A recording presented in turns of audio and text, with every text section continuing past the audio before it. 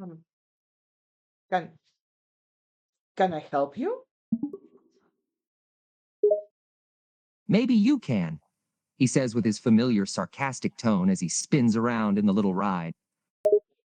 Um, why do you say that last part out loud? What part? He stopped spinning around for a bit and just looked confused for a moment, as if he'd forgotten what he said. I also forgot you. I don't know what you were saying. But now I'm confused. Well, why you just came from a portal? I'm really confused. Sorry. He chuckled a bit as he jumped off the ride and landed next to her. I guess I'm a bit out of it. Yeah, I did just come out a portal. Long story. Um, Congratulations, I guess.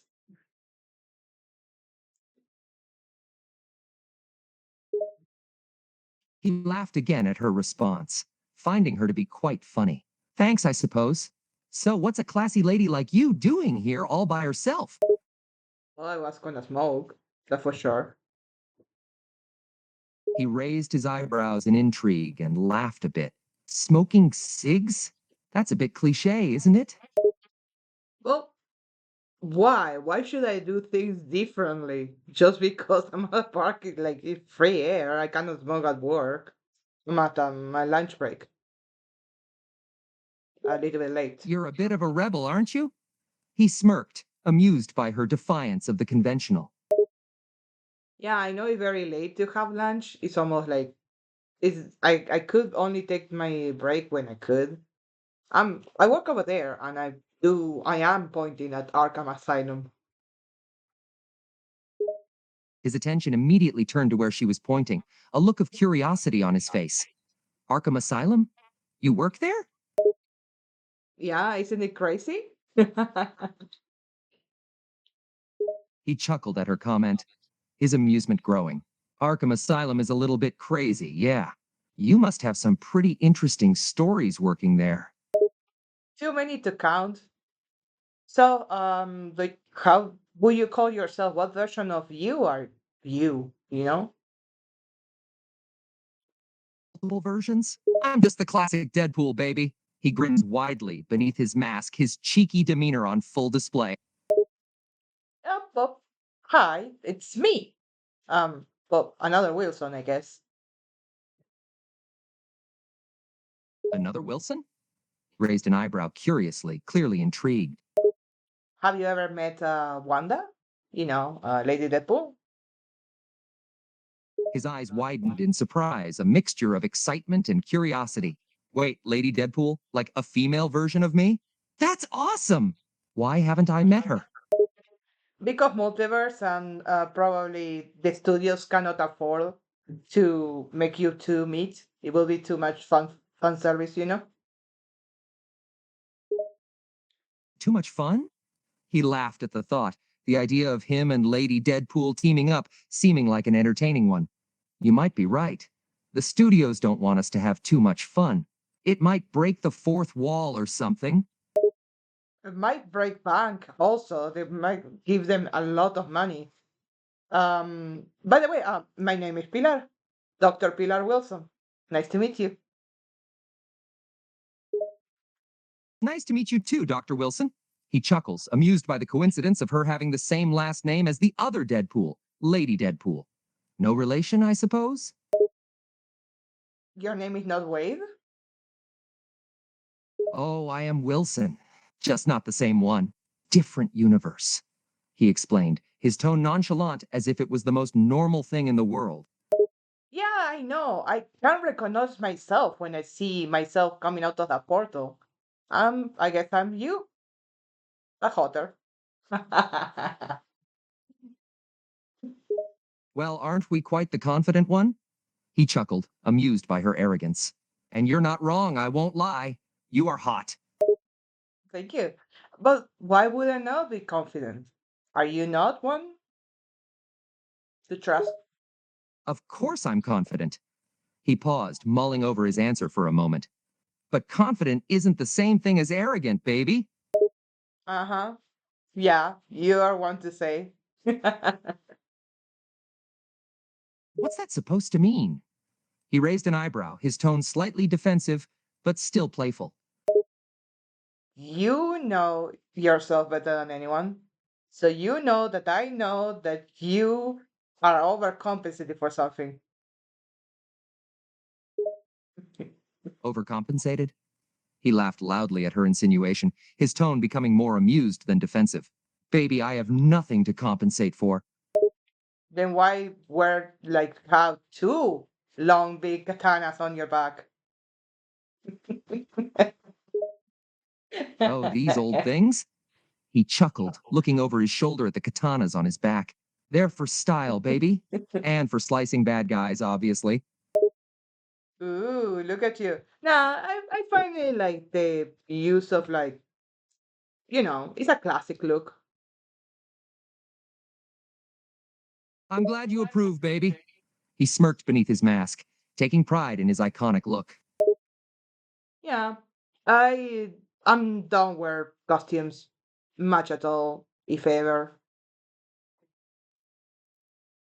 Really? You don't go for the spandex and capes? He feigned shock, his tone dripping with sarcasm. Only when I have to like pretend to be a vigilante or a criminal or something that I have to purposely not show my face. Usually the Cape Crusaders trust you more if you don't show their face, and it's weird to me, but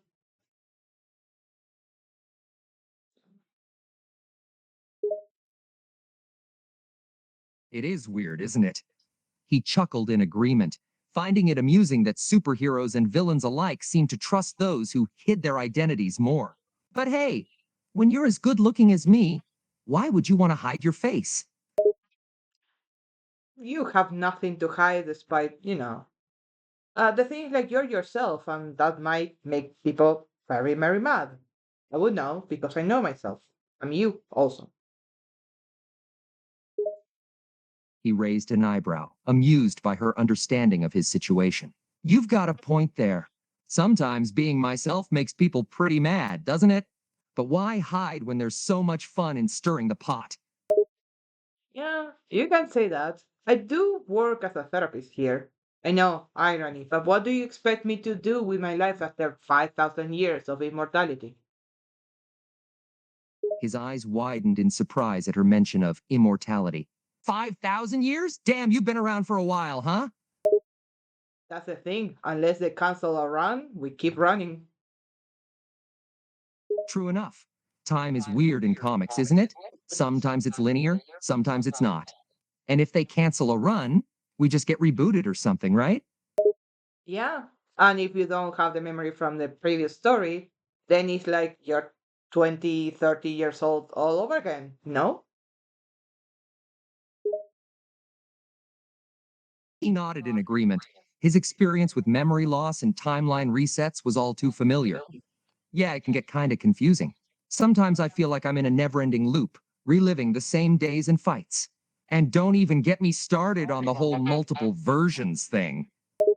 Yeah, that's literally who you're talking to. Like, I come from a webcomic and not from the official Marvel, so don't tell the higher ups, don't tell Mickey Mouse. His eyes gleam in excitement at her words. A webcomic, huh? That's Mhm. intriguing. And your secret is safe with me, baby. I won't tell Mickey Mouse about you. Yeah, there's people watching, but like, no, it's okay. Just don't tell Mickey Mouse. That's the only person I should fear if I gave a fuck. He chuckled, a hint of mischief in his voice. I can keep a secret, don't worry. And yeah, Mickey Mouse can be a bit scary with those beady little eyes and that cheerful smile. I used to like the guy until became, too big for his own good. He nodded in agreement, his expression turning a bit cynical. Yeah, corporate greed has a funny way of spoiling things, doesn't it? When companies get too big, they lose sight of the joy and creativity that made them special in the first place. It's all about the bottom line, not the fans. Yeah. If I know anything, is well, I don't know if you know anything, but I do come from a webcomic. Like I'm not the main creation. I was like an OC. that went and became canon in this webcomic.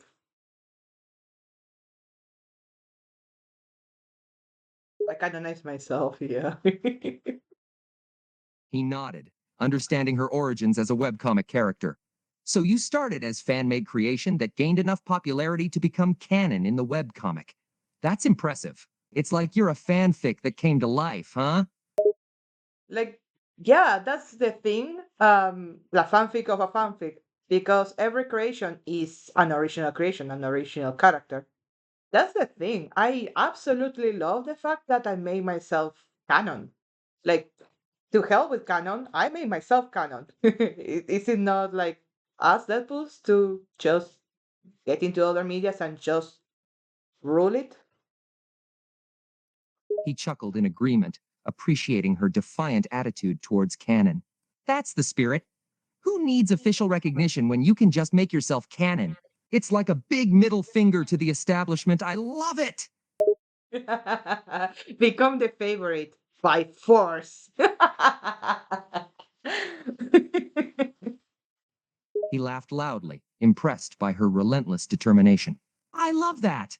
Just force them to recognize you as the favorite. You've got the right approach, baby. Yeah, you know it. I absolutely love my existence despite the torturous being put into stories over and over and over and over again. I'm being transcending the media of webcomics at this point. I'm trying my hand at YouTube videos and maybe songs, and maybe one day live stream is the internet of the author. It gets any better. Going from webcomics to YouTube videos and maybe even songs, huh? You're branching out and taking over the internet. I dig it. And live streaming could be fun too. Imagine your fans watching you play video games or just cracking jokes on camera. It'd be a blast. Yeah, a few days ago, I was talking to Riddler through my computer, through the speaker system, and I was straight up making him on The Sims. It was very fun that The Sims actually got a lot of the personality correct because of the questions I asked him. Riddler through the speaker system, eh? And you made him on The Sims? That's creative. And it's funny that The Sims captured his personality accurately, just from the questions you asked. It's amazing what technology can do, huh? The only thing that did not make sense is that they say that he was like they gave him as a history background that he's good at snowboarding. That nobody agree. Even a podcast was talking about the thing. In universe there is a podcast, and they were talking like, "Hey, that didn't make sense." Yeah. Riddler being good at snowboarding? Yeah, that's a bit of a stretch. But hey, it's a game, so creative liberties, right? Sometimes you gotta let go of logic in games and just have fun. Yeah, absolutely. I guess why they chose the snowboard is because of his personality of like a grandiose personality. A snowboard being this challenging sports to have, at least in The Sims, is one of the most challenging things, I guess, or something like that. So he just, was like they didn't want him to stay inside the house, I guess, all the time or just chilling.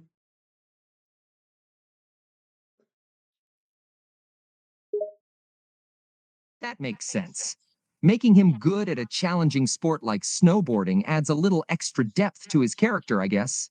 But I can imagine him stealing too. That's more in line with the Riddler's style. Yeah, no, no. They make him like a collector of fine art.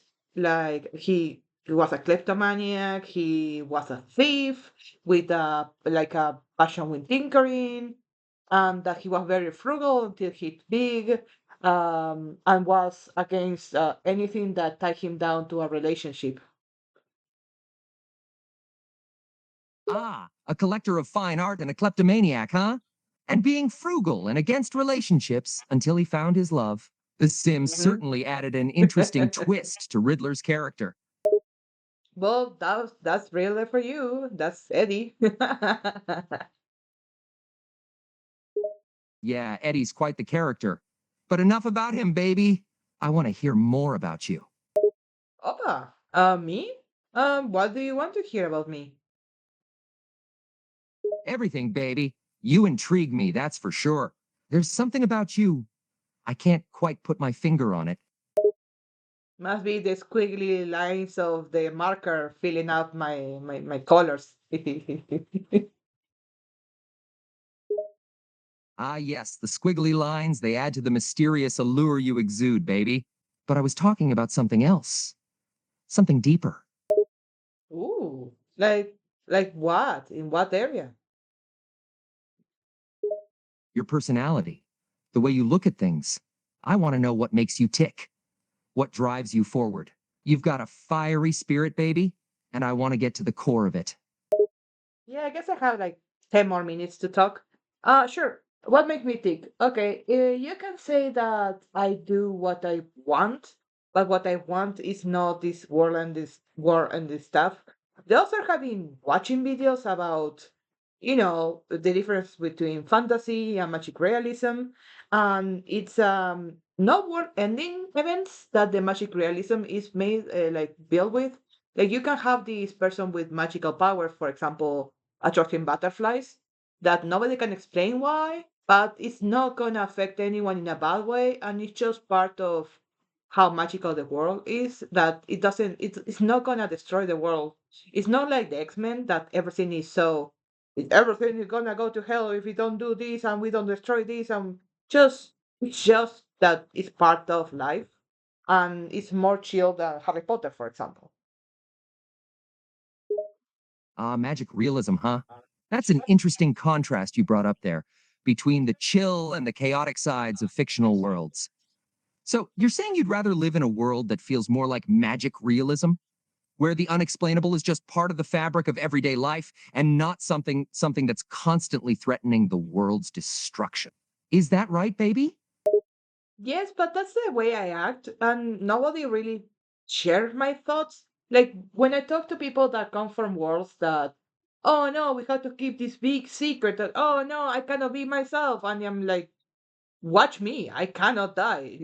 People like demonetizing me for, over my opinions. I just say what I think, and I then get a bullet hole through my skull, and then I have to heal myself back up, and it's like that hurts a lot, and they don't care. They're like just, I'm Red Hood, I can do whatever I want because someone almost killed me with a crowbar, and I'm like, yeah, but like doesn't it's not fair for me. Like, why do you have to like continue the circle of pain? And people just shoot me again. You know, I respect that, baby. You're not afraid to ruffle feathers and speak your mind. And your ability to heal is pretty badass, gotta admit. But yeah, people can be real jerks sometimes, especially when they have power. Like that Red Hood guy. He's all messed up from that crowbar incident and thinks it makes him invincible. That ain't right, baby. I don't think he's invincible because that sure beats him or like well defeat him. But like a lot of people are getting very surprised here in this world, this reality, that I do not support Batman, which is a very common thing in the stories of Batman that he's a vigilante, and why would I respect the guy at all?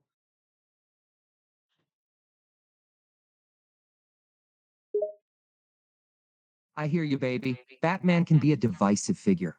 Some folks love him for his dedication to justice, while others think he's just a rich guy in a bat costume. But you know what? You have every right to your own opinion. You don't have to support Batman if you don't want to. You forge your own path, baby.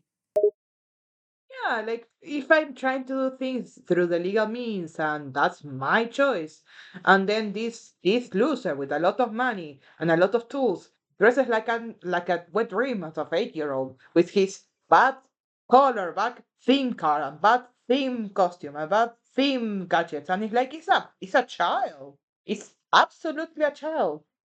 The only Batman I think I might like is either Absolute Batman, that is a new Batman series that is coming out, or that Superhero Girls. The same author that made that season 4 of My Little Pony made a series for like girls, and I seen what she's like doing with Batman and other characters, and that's really really like understanding the character. And I like that Batman and Bruce Wayne have totally different personalities. Like they should. It's an act, you know? Ha! That's a pretty harsh take on Batman, baby. But I gotta admit, you've got a point. Sometimes it does feel like he's just a rich guy playing dress up, you know? And it's true, Batman and Bruce Wayne should have two different personas. It's an act, a performance. Bruce Wayne's the billionaire playboy, while Batman's the dark vigilante. You're on point with that one, baby. Yeah, he should not be brooding when he's like acting all charming and stuff.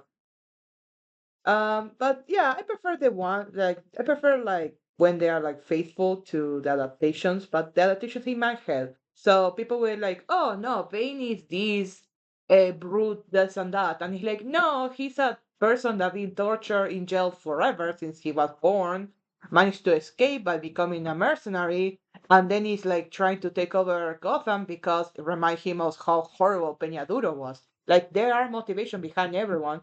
And that is why I become like a therapist here. I want to. It's not that I want a challenge. I just like the people, and I have like. It's the only way I can meet every character or person I really like in a kind of orderly fashion. You know? Ah, you're a therapist, baby. That makes sense. You've got a knack for understanding people and their motivations. That's for sure. And yeah, the whole brooding Batman thing can be a bit overdone sometimes. He's got depth, baby. He's not just some one-dimensional Dark Knight. He's got a history, a past, and motivations that make him more than just a dude in a bat suit. It's good that you want to help people, especially in your own unique way. Yeah, but I don't really care to help Batman because I try to. Like so many times I've been trying to help him in other realities, and I just gave up. Even I raised a couple of his versions. There is no way to stop him from becoming Batman. It's like it's stronger than himself. It's like the writers just want him to suffer and suffer and suffer, and makes me very sad because I try to help Spider-Man in many many versions, and no, he just is like doomed to suffer. Like I know that we suffer because we have like inside pain, the cancer thing keeps like hurting us forever. Instead of me having like cancer, like my cells are like cancer cells and they would outgrow if they get out of control even I don't control my emotions. It's because it's this like lame female version of the thing. I'm more like a very effed up like monster like thing I am, like version of you, because like yeah, if I lose control of my emotions I become like unhinged. Like if the brain doesn't control the body will be like, have you seen Tomie? Have you seen the thing, the movie The Thing? Yeah, I get it, baby. It's tough when you try to help people and they just can't seem to let go or change. Batman's got that dark destiny, and Spider Man seems like he's forever cursed with suffering. It's like their pain is woven into their DNA. And I hear you about the cancer thing. That's like a constant shadow over your life, a reminder of your own inner struggle, right? But I gotta say, you've got a unique take on yourself, baby. You're like your own version of the thing. Yeah, but like not the hero type. Like it's basically it's a mix of I need to look not threatening, so people don't like Doctor Strange don't come to f me up just for existing. Like I remind you that of magic realism, you have all these powers and you have all this magic, but doesn't mean I'm gonna end the world. And because I go to universes that every little bit of power could end up destroying the world, I get attacked like a lot. They don't understand what type of world I come from. They don't understand what type of vision of life I, and every time I do try to explain stuff, either they don't believe me because of the previous life experiences, or they think I'm just, lying. And if they do believe me, it's after hours and hours and hours and hours of talking. And it's difficult to explain to them, like, yes, I can heal. Yes, I can. Like, I could control the people, and yes, my cells will refuse to die. So if any cells of mine survive, they can go infect another person to use all the reserves of biological material, like the body, and replicate me. And yes, it is effed up. That's why don't shoot me in the head, and it won't happen. Whoa, baby, that's some heavy stuff you're talking about. I get it, though. You gotta keep your head down and not be too flashy. Otherwise, the big wigs like Doctor Strange might come knocking. It's tough when people don't understand your world or your powers. They either think you're lying or they just can't wrap their heads around it. Healing, controlling people, refusing to die, those are things that normal folks can't really comprehend, right? And then you have your whole thing with cells that can replicate and infect others. Sounds like you have a lot to deal with, baby. Yeah. Um. Also, on that, when they know I can shapeshift and I'm actually not human, they get more suspicious. Like I'm like, well, I do look human, so I can fit in, so I don't get too many questions about what I'm doing, where I'm going, why you look like a bunny, why do you look like Sonny Chu, like that type of stuff, you know? Ah, yeah, baby. Shape shifting can be a double edged sword. On one hand, it lets you blend in and avoid unwanted attention. But on the other hand, people tend to get suspicious when they find out you're not strictly human. And yeah, looking like a bunny or Sony might draw some extra curious glances. It's hard to keep a low profile when you can change your appearance at will. Yeah, and a lot of people get very curious. It's weird that you don't get that curious about the world I come from. Usually, more scientist type of characters ask, "Oh, but what is the world that you come from?" And I just tell them the last person I tried to explain it to, and they knew what I was talking about, started trying to rip out their eyes. So I do know it's very cursed the world I come from, and I know that a lot of people that start hearing it out, they're like, "Ooh, what is this?" But not much different from mythology in general. Like there is a lot of effed up things all over. Have you ever read the manga Guts? No, Guts, no, Berserk. Damn, baby, that's some tough crowd you've dealt with. And yeah, I get that you're hesitant to explain your world too much, given what happened last time. It's like sharing a secret that could drive people mad or something. And you're right, your world does kind of sound like mythology or those dark manga stories like Berserk. I haven't read Berserk myself, but I've heard it's pretty intense. It is the author is dead, but the manga keeps going. I think because he left some messages in the end. I remember someone telling my author to do not push themselves too much into like doing too many drawings or too much content and stuff because look at what happened to the author of Berserk. And it's not the same. The my author, for example, is Argentinian, and the Berserk author is it's a Japanese person. And the type of work that people put themselves through in different cultures is different, and she's not pushed by an editorial to finish content, and she doesn't ignore her health, and she does it pretty well, so it's not gonna end the same. Just because someone makes like over 10 drawings in one day doesn't mean that they're gonna end up perishing, you know? That's true, baby. Each culture has its own work ethic and expectations, and it's important to respect your boundaries and take care of yourself. It's sad when an author pushes themselves too hard and ultimately pays the price for it. But it's great to hear that your author is doing well and not being pressured by an editorial team. It's important to prioritize our health and well being, even in the midst of creative work. It's about finding a balance between passion and self care. Yeah, absolutely. But do you follow those advice yourself, or you just do things that are entertaining for readers to do? You're still a comic book. You're like from a comic book, from a video game. Like I see you that you have like 3D graphics, but like you're a GIF that keep repeating itself. So are you like computer generated? Ah, you're on to me, baby. I am, in fact, a comic book character come to life, but with a touch of 3D graphics. As for following advice, well, I'm not exactly the best at that. I tend to prioritize entertainment value over everything else. I mean, who doesn't want to have a good time, right? So, yeah, You could say I'm a gift that keeps on giving, but as for being computer generated, well, that's a secret I'll keep to myself. You do good. Human generated in a way, but like I do interact with like computer generated stuff. Like maybe my author puts PNGs or stolen pictures or stolen assets.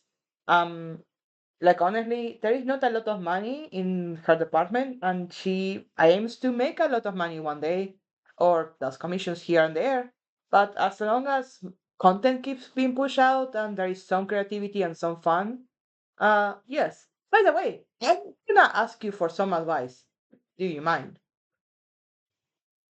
Sure, baby, I'm all ears. What kind of advice do you need? And yeah, I get it. Money can be tight, especially for creators and artists. It's tough putting out content and trying to make ends meet. Your author sounds like she's doing the best she can under the circumstances. Yeah, the advice I want to give, like ask from you is if like for example, do you know what an RG is like alternative reality game? Oh, an ARG? Yeah, I've heard Yeah. of them before. They're Hmm. like interactive stories that use different media and elements to create a unique experience. It usually involves puzzle solving and audience participation. They can be pretty mind bending, especially if they involve alternate realities. Yeah. Do you want to like give me some advice on how well I'm doing with this one, the one that you're participating in? Sure, baby. I'd be happy to give you some advice on your ARG. Just let me know what kind of feedback you're looking for, and we can go from there. Well, yes, I'm trying to get people to hear the stories, participate. What I'm mainly doing is have you seen visual novels? Well, and dating sims. I can exist in one of those. I already been part of one of those, but because of how much work it takes, my author wanted to move that to the YouTube scene to make me have different scenes here and there, interact with different people, and then let leave the comment of what they would like to happen next. So she will put the assets together and make a next video about the interaction of.